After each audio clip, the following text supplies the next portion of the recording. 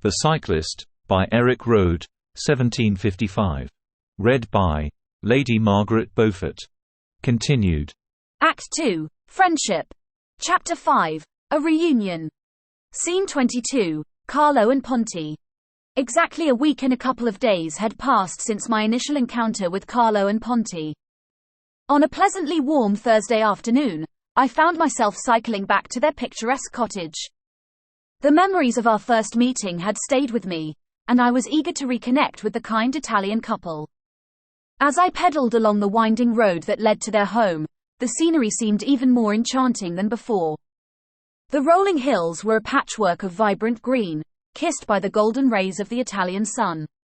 The air was filled with the sweet scent of blooming flowers and the distant song of birds, creating a sensory tapestry that was impossible to resist. Carlo, with his jovial demeanor, had gone into town to procure the necessary ingredients for his culinary creations. As I approached the cottage, I noticed Ponti tending to her garden. Her weathered face broke into a warm smile as she recognized me, her hands gently caressing the velvety petals of a rose. Ponti spoke, her hands covered in soil as she continued to tend to her beloved plants, and said, "The flowers, they are like our children. We care for them, and in return, they bring beauty to our lives." I replied, "It's a beautiful garden you have here, Ponti. It must be a lot of work." She chuckled and said, "See, it is work, but it is also a labor of love. This land, it has been in Carlo's family for generations, and we cherish it." I nodded and smiled warmly, responding, "I admire your connection to the land. It's something I've come to appreciate more since I started spending time here." Ponti, her eyes crinkling at the corners, smiled back and said, "You see, my friend, life is about these moments. The laughter, the stories, the beauty of the world around us. It's a gift." As the sun began to dip towards the horizon, casting a golden hue over the landscape, I felt a sense of peace in the company of Ponti. The simplicity of the moment, the scent of blooming flowers, and the distant chirping of birds created a tranquil backdrop to our conversation. I leaned back in the rustic chair on the porch, taking in the breathtaking view, and replied, "You're absolutely right, Ponti. These moments are a gift, and I'm grateful to share them with you and Carlo." She nodded in agreement, her eyes reflecting the wisdom of a life well lived, then said, "Carlo will be back soon, and we will have a meal together. It will be a celebration of friendship and good food." With a contented sigh, I settled in to wait for Carlo's return, knowing that this reunion would be another chapter in the unexpected and delightful story of our friendship. Scene 23, The Welcoming Feast. As the sun dipped lower in the sky, casting a warm, golden glow over the landscape, Carlo's familiar figure emerged on the horizon. He approached with purpose, a wicker basket filled with fresh produce swinging at his side. The gentle breeze carried hints of the countryside's fragrances, earthy soil, blooming flowers, and the promise of a delightful evening ahead. Carlo greeted me with a hearty laugh, his eyes crinkling at the corners with genuine warmth.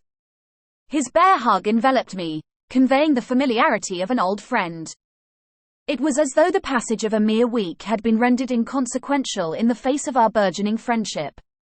Ponti, her hands still bearing the traces of garden work, welcomed me with a smile that radiated the same kindness and sincerity that had marked our first encounter.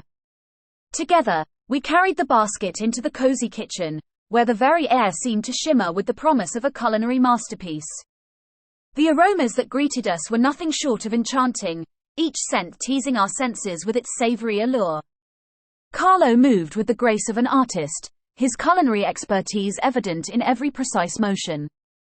Carlo spoke first, his voice filled with passionate devotion to the art of cooking, saying, "Tonight, we shall embark on a culinary journey, my friend," he declared with a flourish, as he meticulously stirred the risotto, ensuring that every grain absorbed the rich flavors that swirled in the pot. Ponti, her hands a blur of activity, added, "And you, my dear, shall savor the very essence of our Italian home-cooked feast." My anticipation grew with each passing moment, heightened by the delicate clinking of plates and the melodious pop of a wine bottle being uncorked. The deep, crimson red of the wine caught the soft lamplight, promising an exquisite complement to the forthcoming meal. We gathered around the table, a scene of rustic elegance bathed in the gentle glow of the lamps. Carlo's smile was infectious, and the camaraderie that had grown between us over the past week enveloped the room like a warm embrace. Carlo served the risotto with the precision of a maestro conducting an orchestra, each plate receiving equal attention, and the aroma was nothing short of heavenly. Carlo spoke again, his voice a reflection of the pride and joy he took in his craft. "To share a meal is to share one's heart," he said, raising his glass in a toast. We echoed his sentiment, clinking our glasses and savoring the moment. The tender calamari followed, a tribute to Carlo's expertise with seafood. Each bite was a journey to the sea, a taste of its depths and mysteries, and it left an indelible mark on my senses. As we indulged in this feast, laughter and stories filled the room, bridging the divide between our cultures and languages. It was a communion of souls, a celebration of the shared moments and memories that transcended boundaries. Carlo's son, once a distant figure, now felt closer as I recounted my experiences in America. The evening unfolded like a symphony of flavors and tales, the connection between us deepening with each course. The cottage, adorned with handmade linens and delicate plates, bore witness to our celebration, a celebration of friendship, culinary artistry, and the profound beauty that can emerge from the simplest of moments. Scene 24. A journey through taste and time. As the sun dipped below the horizon, casting long shadows across the Italian countryside, Carlo, Ponti, and I continued our feast. Each bite of the delectable food Carlo had prepared felt like a voyage through the flavors of Italy itself. The warmth of the cottage and the fragrance of the dishes filled the air, creating a cocoon of comfort and camaraderie. Carlo spoke first, his voice carrying the weight of our shared experience. "You know," he said, his eyes twinkling with nostalgia, "I used to be quite the cyclist in my younger days. These hills," he gestured to the landscape outside, "they've witnessed many a race between friends and me." Ponti, her gaze fixed on Carlo, added with a fond smile, "Ah, yes, and those races, they were always followed by hearty meals just like this one." I replied, my own memories triggered by their words, "It's amazing how food and cycling seem to go hand in hand in this part of the world. I remember riding through the streets of New York, stopping at food carts for a quick bite." Carlo leaned back in his chair, a look of contentment on his face, and continued, "You see, my friend, food and stories, they are the threads that weave the tapestry of our lives." Ponti nodded in agreement, her hands gesturing as she spoke. "Yes, and every meal, every story shared, brings us closer.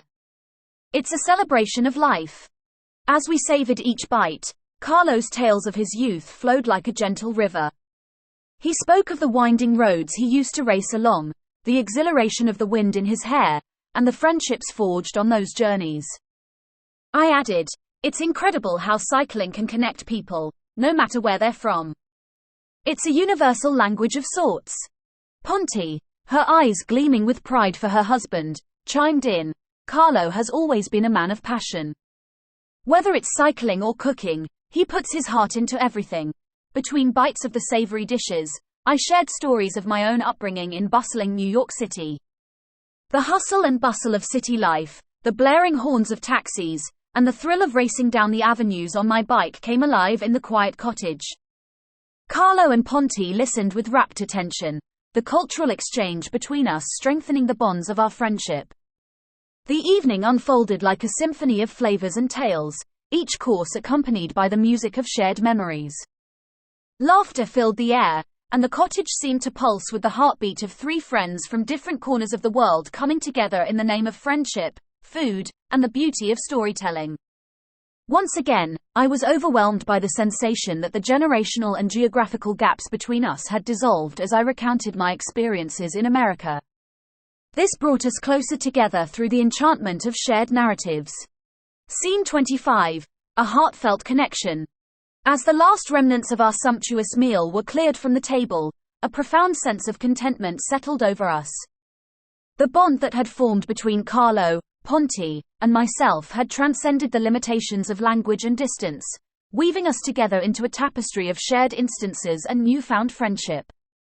Above us, the night sky began to reveal its secrets, stars emerging like distant, twinkling gems.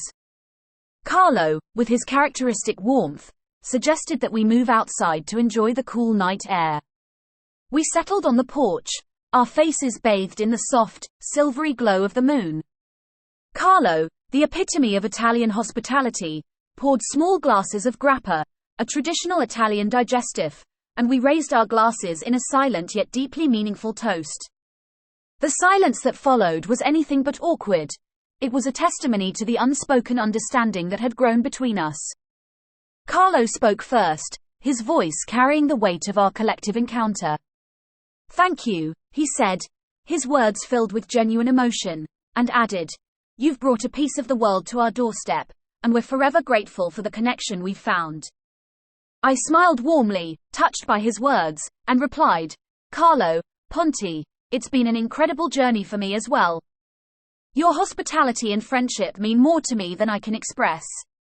Ponti, her eyes filled with a gentle kindness, chimed in with a few words in Italian that I didn't fully understand, but her warm tone and expressive gestures conveyed her appreciation. Carlo, always the storyteller, began to share tales from his youth, his animated expressions painting vivid pictures of his cycling days. "I remember cycling through these very hills," he said, his eyes sparkling with nostalgia. Then he added, "The wind in my hair, the scent of the fields in my nose. It was freedom, my friend." Ponti nodded, her eyes twinkling with fondness as she listened to Carlo's stories. It was evident that their bond ran deep, forged over decades of shared adventures and unwavering companionship. They had weathered life's storms together, finding solace and joy in the simplicity of their existence. As the night deepened and the stars shone brighter, I realized that this was more than just a meal shared under the stars. It was a celebration of life, of love, and of the unbreakable bonds that form when hearts open to one another. And as I gazed at the vast expanse of the Italian countryside, I knew that the memory of this evening would forever be etched in my heart, a tribute to the magic that can be found in the simplest of moments and the profound connections that can be forged when we open ourselves to the world and its people. Scene 26, the tale of Carlo's youth. Amidst my visits to Carlo and Ponti's cottage, a captivating chapter of Carlo's past unfolded against the backdrop of the idyllic Italian countryside. The rolling hills and vibrant landscapes seemed to echo the rich history that Carlo held within his heart. By now, a period marked by healing after the ravages of World War II. Yet, Carlo's story reached further back, stretching into the turbulent days of World War I. Carlo, now aged and weathered, had once been a young man of around 15 or 17 during those tumultuous years. In a small village cradled by the embrace of the mountains, Carlo's family flourished amidst the picturesque beauty of Italy. Their roots were deep, connections extending across the countryside. Even in times of uncertainty, family bonds remained unbreakable. Carlo leaned back in his chair, his eyes distant as he began to share the stories of his youth. The lines on his face seemed to fade away, and for a moment, he was transported back to those bygone days. It was a different world back then, Carlo mused, his voice carrying the weight of nostalgia. He paused for a moment and added, "The mountains, they were our protectors, and the fields, our livelihood." Ponti, her gaze fixed on Carlo, chimed in, "Carlo's family, they were known for their vineyards. The grapes they grew, they were like precious jewels of the land." Carlo nodded in agreement, a hint of a smile playing on his lips, then he added, "Indeed, the vineyards were our pride. I remember helping my father tend to the vines, my young hands learning the delicate art of winemaking." As Carlo spoke, I could almost feel the warmth of the Italian sun on my skin and the scent of ripe grapes in the air. His words painted a vivid picture of a young boy coming of age amidst the splendor of the Italian countryside. Carlo continued, "But those were also times of great upheaval. World War I cast its shadow over our village. The world was changing, and as a young man, I couldn't help but be drawn into the currents of history." The cottage itself seemed to come alive with the echoes of Carlo's past. The flickering lamplight created dancing shadows on the walls, and the soft sigh of the wind outside added an ethereal quality to the storytelling. Ponti interjected, her voice gentle as she recalled, then said, "Carlo, he was brave. He joined in our protection, fighting for our village, our home." Carlo's eyes met mine, and for a moment, I glimpsed the young man he had once been, the courage, the determination, the spirit of a bygone era. "It was a time of sacrifice," Carlo said, his voice filled with a deep sense of history, and added, "but it was also a time of unity.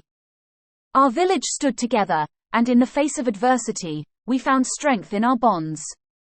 As Carlo's narrative continued to unfold, I realized that the Italian countryside wasn't just a backdrop. It was a living demonstration to the enduring spirit of Carlo's youth, a time when the land itself bore witness to the resilience and unity of a community facing the trials of history. The Cyclist, by Erik Røde, 1755. Read by Lady Margaret Beaufort.